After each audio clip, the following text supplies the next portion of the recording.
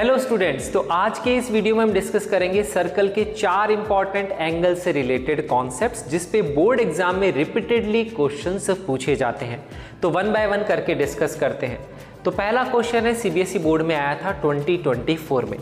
तो वहाँ पे क्वेश्चन में इस तरह से डायग्राम दिया हुआ है, आपको ये एंगल 42 डिग्री लिखा हुआ है और आपको ये एंगल फाइंड करना है APB। तो क्वेश्चन में APB लिखा होता है, तो जो एंगल फाइंड करना होता है उस एंगल को मैं मान लेता हूँ X। अब मुझे क्वेश्चन में एंगल की X की वैल्यू फाइंड करनी है। तो इसमें सबसे पहली इंपॉर्टेंट प्रॉपर्टी हम यूज करते हैं सर्कल्स की। तो जब भी आपको किसी एक बाहर के पॉइंट से दो टेंजेंट ड्रॉ करती हुई दिखेंगी सर्कल के ऊपर, बाहर के पॉइंट से ऐसी दो लाइन जो सर्कल को दो पॉइंट्स पे टच करती हैं, तो उस केस में आप क्या कंडीशन लगाएंगे? कंडीशन लगाएंगे कि ये लेंथ ऑफ टेंजेंट्स क्या होती हैं? इक्वल होती हैं। तो यहाँ पे हम लेंथ ऑफ टेंजेंट्स इक्वल कर लेंगे। इसका मतलब क्या है? जो PA की वैल्यू है वो किसके बराबर होती है? PB के बराबर होती है। ये इंपॉर्टेंट प्रॉपर्टी है। तो ये एक आइसोसेलेस ट्रायंगल फॉर्म हो जाता है। ये ध्यान रखना है, इंपॉर्टेंट आइसोसेलेस ट्रायंगल। तो इसमें जब भी एंगल का क्वेश्चन आएगा, इस ट्रायंगल में जब यहाँ से कॉर्ड से ज्वाइन किया हुआ है तो इसमें ये साइड्स इक्वल होती हैं। तो इस साइड के अपोजिट वाला एंगल और इस साइड के अपोजिट वाला एंगल भी इक्वल होता है, क्योंकि आइसोसेलेस ट्रायंगल में प्रॉपर्टी होती है कि अपोजिट एंगल्स क्या होते हैं? Equal, opposite to equal sides. तो ये भी 42 हो जाएगा। अब हम x की वैल्यू निकाल लेंगे। तो ये आएगा, प्रॉपर्टी लगाएंगे, sum of all angles of triangle that is x plus 42 is equal to 180 degree. ये हमें पता है, ट्रायंगल में अगर दो एंगल पता है, तीसरा एंगल बहुत हम इजीली निकाल सकते हैं। Sum of all the angles of triangle 180। इससे आप x को कैलकुलेट कर लेंगे। तो ये आएगा x plus 84 equal to 180 degree. तो यहाँ से हमारे x की वैल्यू आ जाएगी 180 माइनस 84। तो ये वैल्यू आप सॉल्व करेंगे तो ये वैल्यू आएगी 96 डिग्री। तो इस तरह से हम ये वैल्यू निकाल सकते हैं एंगल की। ध्यान रखिए, क्वेश्चन में कभी कभी ऐसा भी पूछा जाता है, find the angle between the tangents. तो ध्यान रखिए, अगर वो भी लिखा हुआ है तो यही एंगल, क्योंकि ये भी टेंजेंट है, ये भी टेंजेंट है, इसके बीच का एंगल हमसे पूछा गया है। तो ये हो गया हमारा फर्स्ट इंपॉर्टेंट आइसोसेलेस ट्रायंगल। ये क्वेश्चन काफी कॉमन है। सेकेंड क्वेश्चन कैसे पूछा जाता है? यहाँ पे ये एंगल हो सकता है आपको दिया हुआ होगा और आपको एक यहाँ पे क्वाड्रिलेटरल फॉर्म किया जाता है सेंटर ऑफ सर्कल के साथ। तो सेंटर ऑफ सर्कल से उन पॉइंट्स को ज्वाइन करते हैं जहाँ पे टेंजेंट सर्कल को टच करती है। तो इस क्वाड्रिलेटरल में ये एंगल आपको दिया होगा, ये एंगल आपसे पूछा होगा, या ये एंगल आपको दिया होगा, ये वाला एंगल आपसे पूछा होगा। ऐसे क्वेश्चन एग्जाम में पूछे जाते हैं। तो जैसे मान लो हमें ये एंगल दिया है और ये एंगल आपसे पूछा है, तो इसको अगर हम मान लेंगे y, तो आप कैसे निकाल सकते हैं y की वैल्यू? तो एक इंपॉर्टेंट रिजल्ट होता है इन दोनों एंगल में, वो कैसे निकाला जाता है वो भी मैं आपको बता देता हूँ। फिर उस रिजल्ट को हम ध्यान रखेंगे, ऐसे क्वेश्चन को हम डायरेक्टली सॉल्व कर सकते हैं। तो रिजल्ट ये होता है कि यहाँ पे ये टेंजेंट है, तो सेंटर से जब आप लाइन ड्रॉ करते हैं तो एंगल यहाँ पे कितना होता है? दैट इज 90 डिग्री के बराबर होता है। तो यहाँ पे आप इस एंगल को लिख लीजिए 90 डिग्री। यहाँ पे पॉइंट ऑफ कॉन्टैक्ट पे 90 डिग्री, यहाँ पे भी कितना होता है? 90 डिग्री के बराबर होता है। तो ये एक क्वाड्रिलेटरल फॉर्म होता है। इस क्वाड्रिलेटरल में प्रॉपर्टी क्या होगी? Sum of all the angles of quadrilateral equal to 360 degree. उसी प्रॉपर्टी से एक इंपॉर्टेंट रिजल्ट आता है। तो एंगल कौन कौन से? YX और 90। इन चारों का आप सम करेंगे तो आएगा x plus Y plus 90 plus 90। तो ये सम कितना होता है? 360 डिग्री। तो आप अगर यहाँ नोटिस करेंगे तो 90 प्लस 90 180 होता है। इसको यहाँ ले जाएंगे तो 180 माइनस हो जाएगा, तो 360 माइनस 180 आ जाएगा 180। तो यहाँ से एक इंपॉर्टेंट रिजल्ट आता है, x plus Y equal to 180।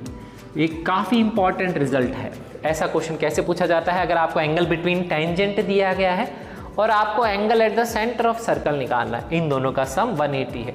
तो अगर आपको ये रिजल्ट ध्यान है तो कुछ सेकंड्स का क्वेश्चन है, जैसे 110 है तो यहाँ पे कितना होना चाहिए? 180 माइनस 110। तो यहाँ पे इस क्वेश्चन का आंसर आ जाएगा 70 डिग्री।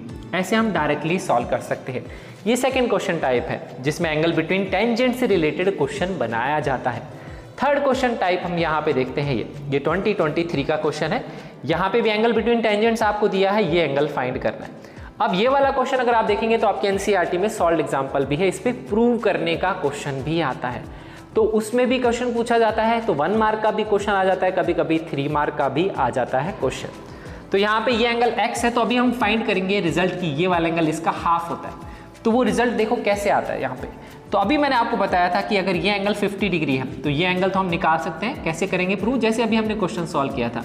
तो इसको y मान लेंगे, यहाँ 90 होगा, यहाँ 90 होगा, सम 360 करेंगे तो सबसे पहले हम ये वाला एंगल निकाल सकते हैं। तो ये वाला एंगल कितना आएगा 130 डिग्री, क्योंकि अभी हमने रिजल्ट डिस्कस किया था कि इन दोनों का सम 180 होता है। अब यहाँ पे एक और ट्रायंगल बनाया गया है, इसमें कॉर्ड भी बना दी गई है। तो पहले वाले क्वेश्चन में कॉर्ड थी, ये वाले एंगल थे, सेकेंड वाले क्वेश्चन में क्वाड्रिलेटरल था, थर्ड वाले क्वेश्चन में क्या है, कॉर्ड भी है, क्वाड्रिलेटरल भी है। ऐसे भी क्वेश्चन बनाया जाता है। तो इसमें भी एक इंपॉर्टेंट आइसोसेलेस ट्रायंगल होता है, देखिए कौन सा। तो आपको पता है सेंटर से सर्कमफ्रेंस का डिस्टेंस रेडियस होता है, तो ये भी रेडियस होगा, ये भी रेडियस होगा। तो यहाँ पे ये वाला ट्रायंगल भी क्या फॉर्म होता है, आइसोसेलेस ट्रायंगल। पहले हमने जो क्वेश्चन किया था उसमें ये वाला ट्रायंगल आइसोसेलेस था, ये दोनों लेंथ ऑफ टेंजेंट्स इक्वल होती है, हमें पता है। इसी तरह से एक और इंपॉर्टेंट आइसोसेलेस ट्रायंगल होता है, वो ये वाला ट्रायंगल CAB, ये भी हमें ध्यान रखना है, इस पे भी क्वेश्चन बनाया जाता है। तो अगर आपको ये एंगल पता है तो आप ये दोनों एंगल इजीली कैलकुलेट कर सकते हैं, क्योंकि आइसोसेलेस ट्रायंगल में अपोजिट एंगल्स इक्वल होते हैं। तो अगर ये y है तो ये भी एंगल कितना होगा, y के बराबर होगा। तो हम ऐसे कैलकुलेट कर सकते हैं y। कैसे निकालेंगे, sum of all the angles of triangle is 180, इस ट्रायंगल में लगा लेंगे।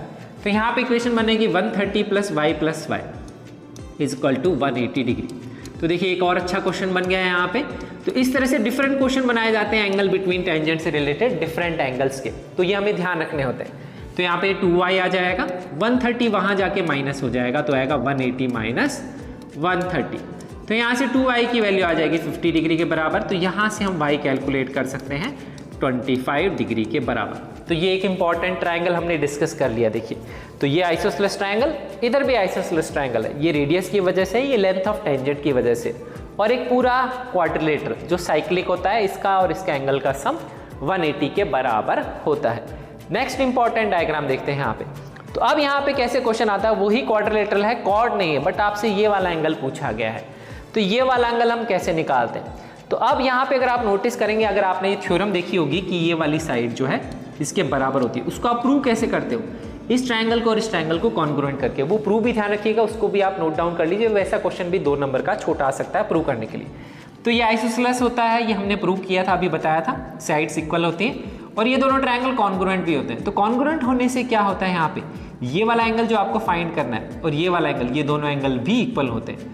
तो अगर मैं सपोज इसको y मान लेता हूँ तो ये भी क्या होगा y।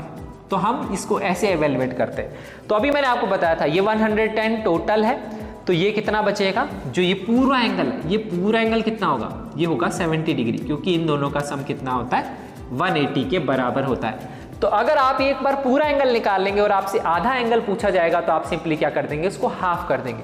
तो 70 डिग्री का हाफ कितना होगा, 35 डिग्री। इस तरह से आप ये हाफ एंगल भी निकाल सकते हैं।